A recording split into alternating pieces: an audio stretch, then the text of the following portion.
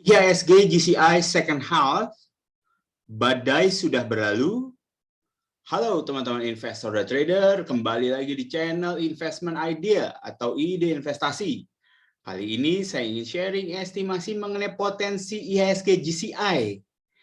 Apakah sudah akan melakukan bottoming dari koreksinya dari posisi peak di tahun 2022?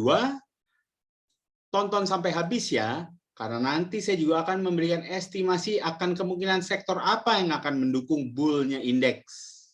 Sekali lagi, saya ingin mencoba melakukan forecast-nya mendahului pasar, di saat banyak yang masih pesimis dan memberikan warning akan kemungkinan market crash lanjutan. Jangan lupa like, komen, dan subscribe. Ya, ini adalah data penutupan IHSG per 28 Juni tahun 2022. IHSG pada 2 Juni ditutup pada level 6.996 dengan market cap sebesar 9.129 triliun dan ini yang menariknya, saya catat per April price earning ratio IHSG itu berada pada 24,2 dengan PBV berada pada 2,1 kali dengan konsep perhitungan weighted average. Pada level IHSG di 6.996 di 28 Juni kemarin, IHSG ditutup pada level 20,1 kali dari segi price earning ratio dan dari price to book value sebesar 2,0 kali per weighted average ini di Juni. Jadi udah kelihatan ya teman-teman, penurunan IHSG ini juga menurunkan valuasi IHSG. Dan saya yakin dengan rilis earning quarter 2 yang sebentar lagi di bulan Juli atau Agustus akan dirilis, akan semakin menurunkan PER dan PBV-nya IHSG. Yuk, mari kita simak lanjutannya. Sedikit review, ini ada GCI Index Mover per April, di mana waktu itu saya bilang sektor teknologi akan mendukung atau melawan indeks. Ini saya kasih tanda merah karena ternyata sektor teknologi belum bergerak atau bahkan malah cenderung masih ada koreksinya. Jadi yang saya kasih merah ini adalah analisa saya yang tidak tepat atas rekomendasi pada April, sedangkan yang hijau adalah yang tepat. Oke, energi dan basic materials, basic materials ini yang saya maksud adalah komoditas ya. Karena di beberapa video saya, teman-teman pasti sudah menonton bahwa saya merekomendasikan netral dan terbukti terjadi penurunan dari sisi energi dan basic materials mendekati pengakhiran kuartal kedua ini. Kemudian, yang menarik adalah tumbuhnya consumer goods cyclical dan non-cyclical, ya. Dia bergerak menopang indeks. Jadi teman-teman bisa melihat Indofood, Unilever, semua bergerak mengalahkan indeks. Kemudian juga transport dan logistik. Tadinya jagoan saya memang ASA, tetapi transport dan logistik di sini yang saya melihat melawan indeks benar-benar adalah yaitu apa ya, SMDR ya. Dia membuat all time high. Kemudian juga ada Telekom dan BTS yang juga melakukan pertumbuhan yang mengalahkan indeks sampai dengan kuartal kedua ini. Ya, ini berikut adalah saham-saham yang saya highlight. Yang merah ini adalah yang salah. Ya, yang merah ini adalah yang salah karena saya menjagokan teknologi, tetapi saham teknologinya ternyata malah dibanting di kuartal kedua ini. Tapi yang menarik, saya sudah memberikan highlight AMRT, Sumber Alvaria ya, karena Unilever ternyata tidak masuk di dalam 30 besar kemarin itu. Jadi saya memberikan highlight Sumber Alvaria itu akan melakukan bullish, dan juga Indofood juga melakukan bullish ternyata. Jadi dari 5 saham yang saya gariskin, ternyata 3 yang salah, 2 tepat. Oke, kemudian untuk kita lihat, ini adalah rekomendasi saya ya pada video IHSG GCI Sell in May and Go Away. Kali ini saya ingin mau meng-highlight perhitungannya. Kalau teman-teman lihat, ini adalah estimasi peak yang saya berikan pada bulan April. kemudian ini adalah estimasi bottom-nya. Ada 2 estimasi bottom yang saya berikan, yaitu target bottom-nya ada pada range 6.489 dan 6.207.11. Saya meyakini bahwa IHSG koreksinya terbatas, karena menurut analisa saya, IHSG akan turun karena kemungkinan dinaikannya suku bunga oleh BI, tetapi sampai sekarang BI belum menaikkan suku bunganya, dan proyeksi PDB Indonesia yang masih akan meningkat untuk tahun 2022 sebesar 5,4%.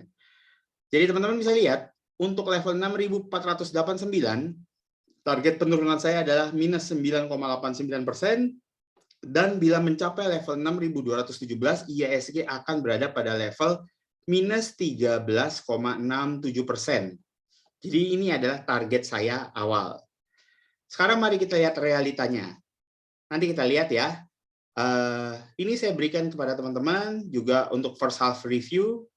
Untuk year to date ini adalah indeks persektoralnya, di mana pemimpinnya itu masih energi, ya, sektor energi, meskipun ada penurunan, tetapi penurunannya belum signifikan.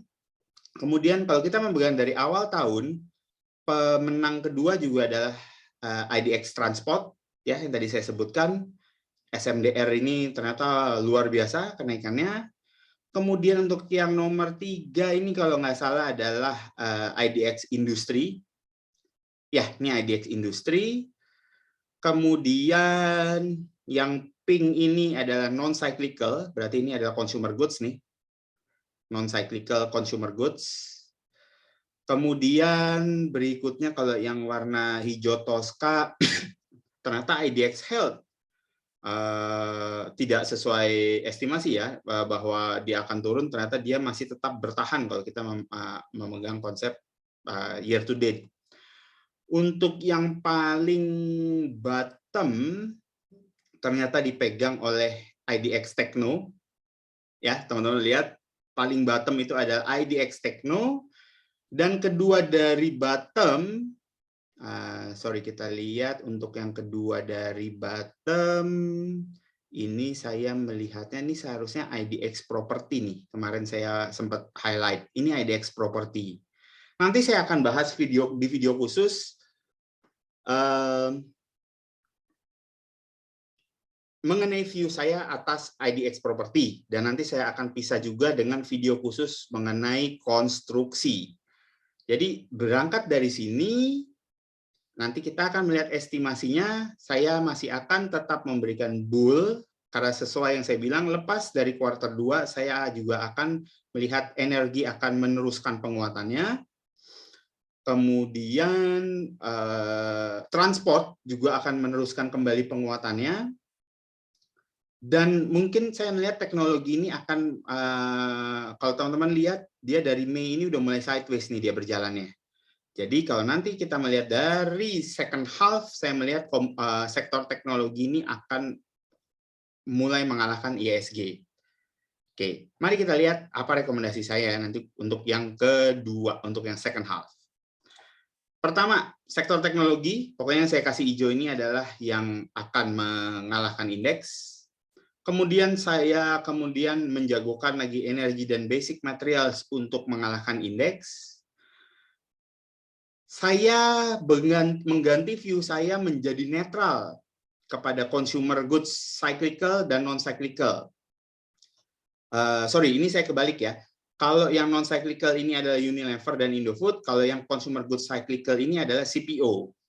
Jadi saya nanti di kuartal keempat, ya, kalau di kuartal ketiga ini tailnya saya masih menjagokan Unilever dan Indofood dan ICBP, tetapi kalau untuk di kuartal keempat saya sedikit netral atas Unilever, Indofood atau consumer non cyclical. Jadi tapi itu semua tergantung dari data inflasi ya yang akan muncul. Jadi itu bear in mind teman-teman, nanti kita harus terus mengawal dari data makronya. Karena kalau inflasi Indonesia semakin naik, saya bisa merubah pandangan saya menjadi Unilever dan consumer goods itu akan terus menanjak naik. Kemudian saya juga menjagokan transport dan logistik, dan Telekom BTS juga masih akan meneruskan penguatannya. Begitu juga banking dan konstruksi. Nah, teman-teman mungkin melihat konstruksi sudah mulai berjalan. Ini sedikit berbeda dari kebiasaannya, tapi nanti saya akan cover di video konstruksi ya. Nah, banking, kenapa dia sangat amat kuat? Karena kredit-kredit macet ini benar-benar sudah mulai berkurang. Nanti tanda-tandanya kita bisa lihat dari cerminan surat utang negara.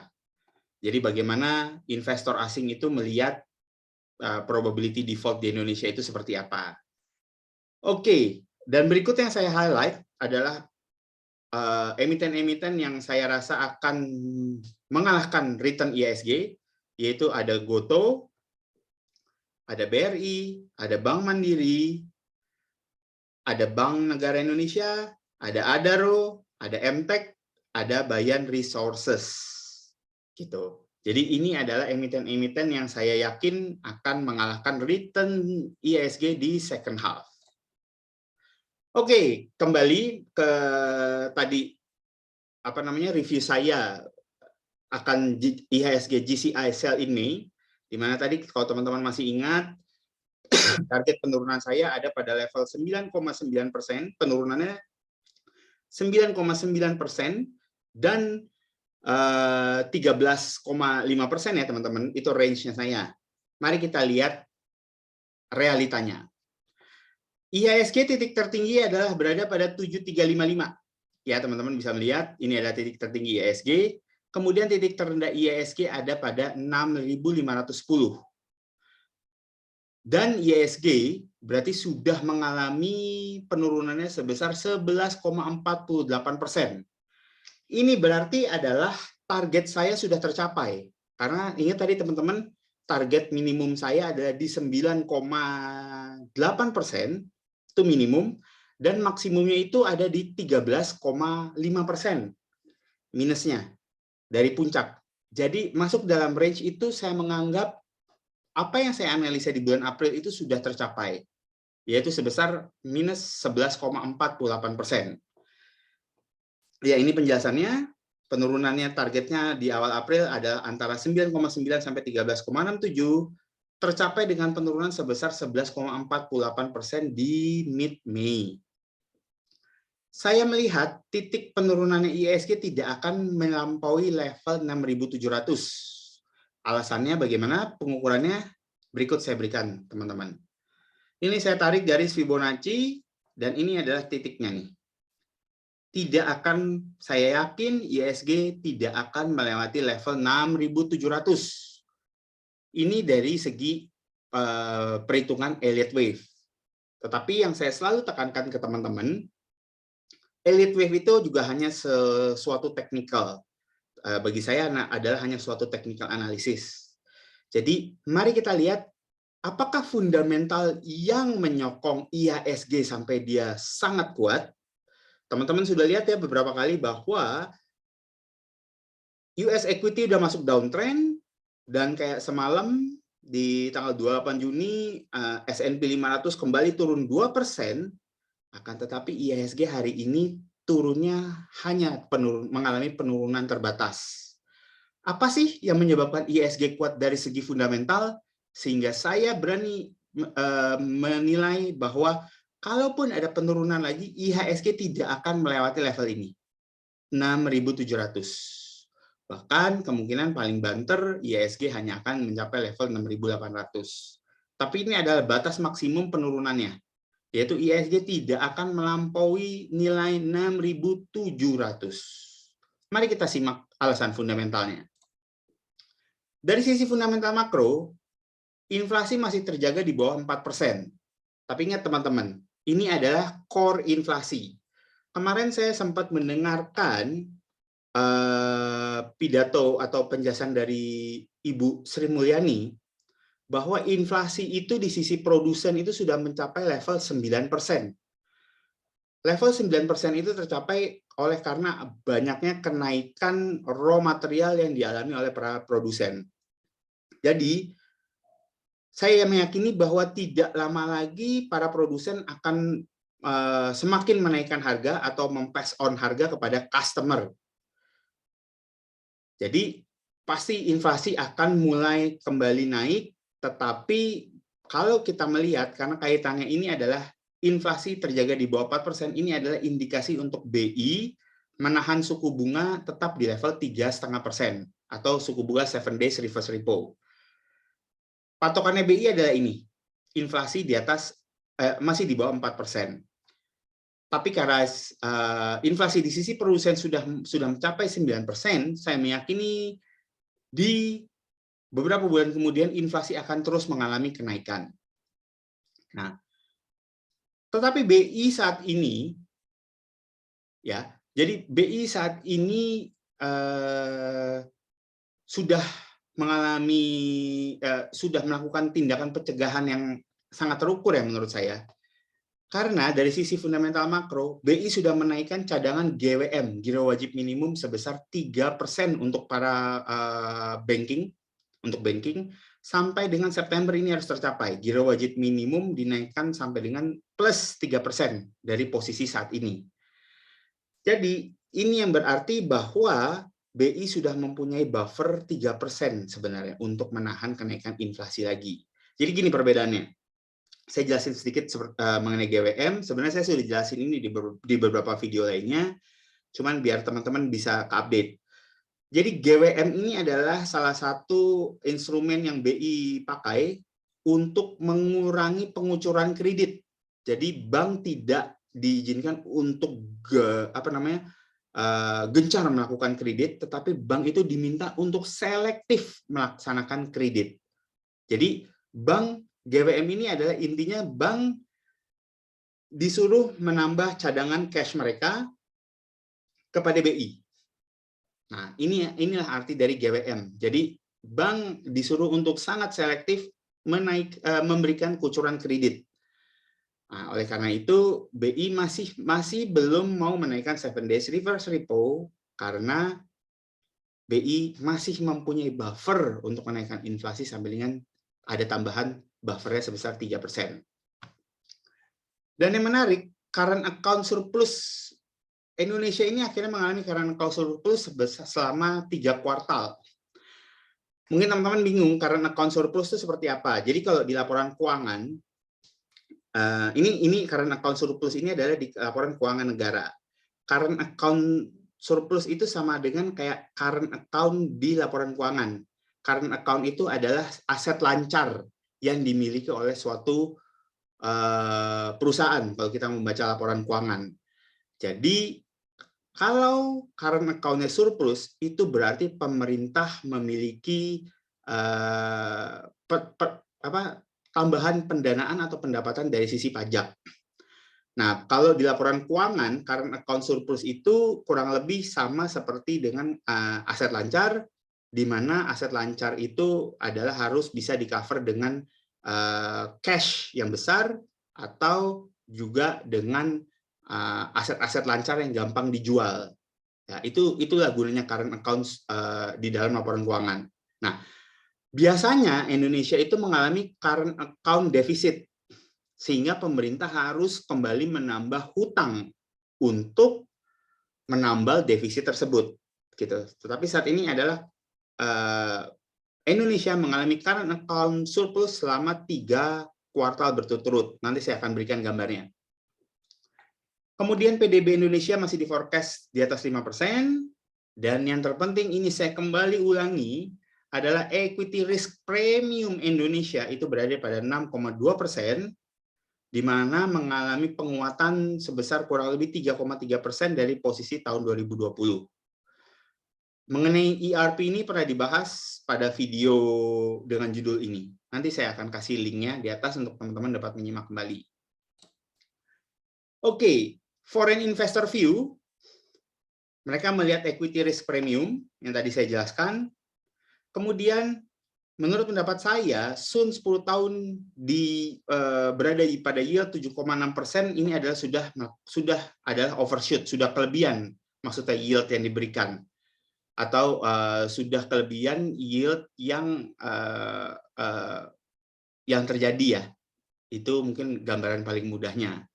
Nah, nanti akan saya tunjukin gambarnya kenapa saya bilang udah terlalu overshoot yield yang 7,6% ini. Dan sedikit tambahan juga, hal yang jarang dibahas oleh teman-teman para YouTuber atau yang suka menganalisa IISG adalah mereka tidak melihat atau tidak paham mengenai konsep credit spread. Credit spread ini adalah bagaimana investor melihat risiko berinvestasi di Indonesia. Nah, jadi cara mudahnya itu dengan cara melihat credit spread. Jadi ya, saya melihat dengan data-data seperti ini, era mirroring US equity di Indonesia, US equity ke Indonesia itu sudah berubah ya, teman-teman. Jadi hal ini disebabkan pelaku pasar itu menjaga selisih yield yang 7,6% ini dijaga oleh pelaku pasar di Indonesia pada besaran level 3,5% dengan yield treasury. Nah, angka 3,5% itu adalah diambil dari suku bunga 7 days reverse repo. Hal ini adalah untuk menjaga level credit spread-nya Indonesia. Jadi nanti teman-teman bisa lihat, nanti saya akan share gambarnya. Jadi teman-teman bisa melihat apa sih yang saya maksud dengan Sun yield 7,6% dan credit spread itu terjaga untuk sebagai indikasi untuk foreign itu akan masuk atau tidak. Atau foreign itu melakukan cash out dari Indonesia. Yang pertama adalah current account surplus. Data saya ambil dari Trading Economics dan Sumber Bank Indonesia. Kita melihat bahwa Indonesia mengalami current account surplus di kuartal ketiga, kuartal keempat, dan ini saya lihat adalah di kuartal pertama tahun 2022.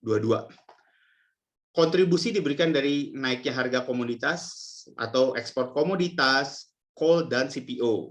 Sedangkan teman-teman melihat pada bulan Juli, pada tahun 2019, pada tahun 2020, dan pada awal tahun 2021, Indonesia mengalami current account deficit. Nah, ini yang mengindikasikan bahwa IHSG kuat berdasarkan ini, current account surplus. Oke, dan kontribusi current account surplus itu diambil dari sini, komoditas, coal, dan CPO. Ya, ini saya sajikan kepada teman-teman yield surat utang negara 10 tahun, yaitu yield 10 tahun ini adalah mengalami pelemahan ya. Pelemahan itu pengertiannya dia melemah, turun. Sedangkan kalau dia naik, itu namanya dia menguat. Ya, jadi yield ini berkebalikan dengan harga bonds. Bila yield itu melemah, maka harga bonds akan naik. Berarti kalau harga bonds naik, berarti orang-orang udah banyak yang masuk membeli bonds. Tetapi kebalikannya, bila yield itu menguat, maka harga bonds akan melemah. Jadi yield Sun 10 tahun melemah mengindikasikan mulai adanya inflow. Kalau teman-teman lihat, ya, yang tadi saya bilang kalau level 7,6% itu sudah overshoot, maka sekarang ini kita melihat adanya mulai inflow masuk ke yield 10 tahun. Tapi ini masih belum indikasi pasti karena nanti saya akan jelaskan masih ada bumpy road, perjalanan terjal ke depannya untuk melihat bahwa memang sudah kembali mulai adanya inflow masuk ke market pasar Indonesia. Oke, saya jelasin ini yield Sun 10 tahun sampai di level 7,6% dikarenakan menjaga selisih level dengan US Treasury yang 10 tahun.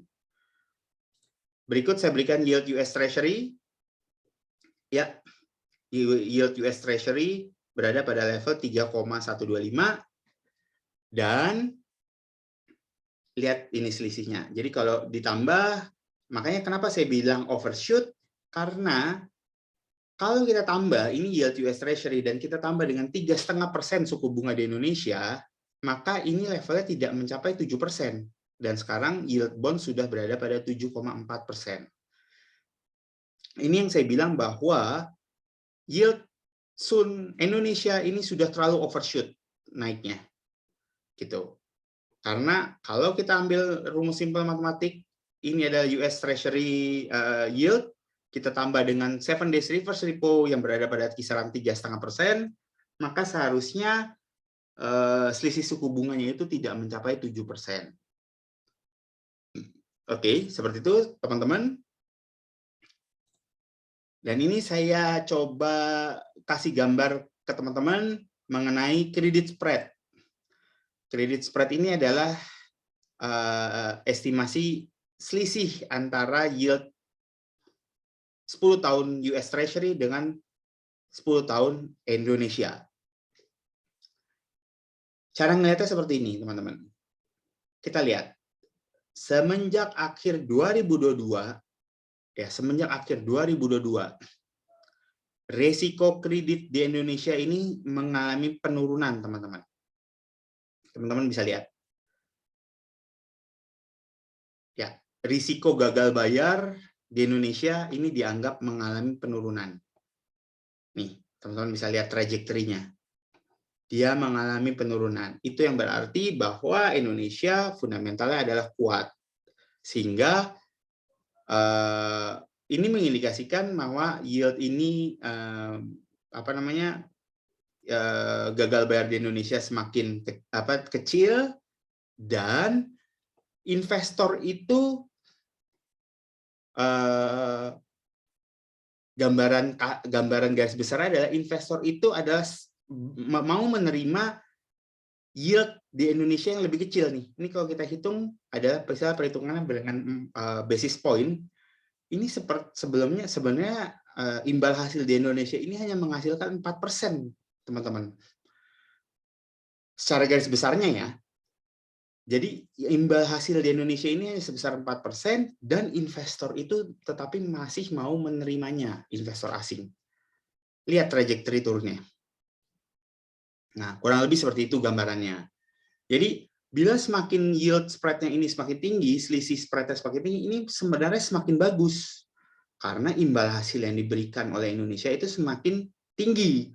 Tetapi, dengan imbal hasil yang semakin rendah, ternyata investor asing melihat bahwa di Indonesia ini masih seksi dengan fundamental makro yang kuat untuk hanya menghasilkan imbal hasil sebesar 4%.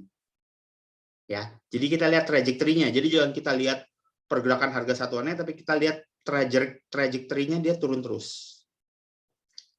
Oke, kemudian berikutnya, nah ini yang penting, adalah bumpy road, gejolak yang akan terjadi di depan. Oke, kita lihat teman-teman, ya. Ini sebenarnya garis merahnya ini belum saya pindahin, mohon maaf. Tapi kita lihat target di 2022. Target di 2022 ini adalah ya kalau teman-teman lihat ini adalah the Fed dot plot. Jadi kalau di Amerika itu kenaikan suku bunga itu mereka taruh di dalam konsep derivatif. Jadi mereka juga bisa dagang suku bunga. Nah, kenaikan suku bunga di Amerika pada bulan Maret ya diekspektasi hanya mencapai 1,75%, teman-teman. Ini dia, teman-teman bisa lihat. Hanya 1,75%. Nih, dilihat April Fed Fund Rate mempunyai target kenaikan adalah 2,25 sampai dengan 2,5. Dengan maksimum ada di sini nih kenaikannya, teman-teman. Sekarang the Fed sudah di level 1,75%. Saya berikan update gambar apa yang terjadi Fed new dot plot per mid Juni kemarin. Kita lihat sekarang ekspektasi kenaikan suku bunga sudah berada pada level ya 3,25 sampai dengan 3,5%, teman-teman. Teman-teman bisa lihat ini. Nah, ini yang saya maksud. Ini ada bumpy road, ada jalan sedikit bergejolak juga buat IHSG ke depannya. Tetapi tetap saya yakin IHSG tidak akan melampaui 6.700 karena kuatnya karena kuatnya fundamental ekonomi Indonesia, terutama dari sisi current account surplus. Jadi diekspektasi oleh pelaku pasar di tahun 2022 ini adalah The Fed akan menaikkan suku bunga antara 3,25 sampai dengan 3,5%. Jadi kurang lebih masih sekitar masih sekitar 1,75% loh teman-teman yang harus dinaikkan oleh The Fed. Oleh karena itu, sedikit kita mundur ke belakang ya teman-teman. Nah, ini hubungan seperti ini. Oleh karena itu US Treasury-nya masih ada di level ini teman-teman. Jadi kita belajar melihat ekspektasi pasar sama realita yang akan dilakukan. Jadi ekspektasi pasar mengharap bahwa The Fed akan menaikkan suku bunga sampai dengan 3,5%. Teman-teman lihat, begitu kena 3,5%, US Treasury-nya turun yield-nya. Jadi ini adalah ekspektasi pasar nih, akan kenaikan suku bunga The Fed, yaitu di 3,5%. Ya, jadi kurang lebih cocok ya teman-teman dengan target The Fed, Fed Fund Rate yang targetnya berada pada level 3,25 sampai dengan 3,5%. Oke, jadi ini adalah estimasi di bulan Juni. Oke, segitu presentasi dari saya. Nanti saya akan ada beri update lanjutan mengenai emiten konstruksi. Ditunggu ya teman-teman. Karena konstruksi ini bagi saya adalah suatu emiten yang sangat menarik karena banyak orang yang menghindari karena takut akan debt-nya yang begitu tinggi.